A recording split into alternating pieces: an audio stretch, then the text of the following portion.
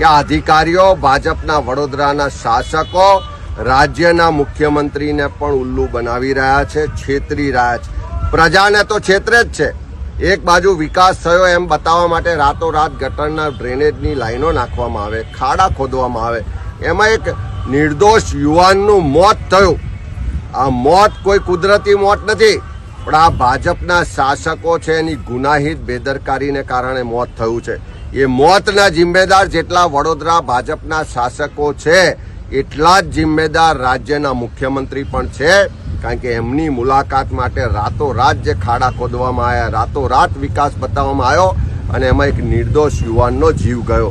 ત્યારે એક બાજુ મુખ્યમંત્રીને છેતરવાનું કામ થઈ રહ્યું છે, એક બાજુ વિકાસના નામે લોકોને જીવ લેવાનું કામ થઈ રહ્યું છે, એક બાજુ દર વર્ષે વિશ્વામિત્રી નદીમાં પૂર આવે, ભારે તબાહી થાય, કરોડોનું નુકસાન થાય અને એમાંથી ભ્રષ્ટાચાર કરીને ખિસ્સા ભરવાનું કામ આ સરકારની ડબલ એન્જિન સરકારમાં થઈ રહ્યું છે.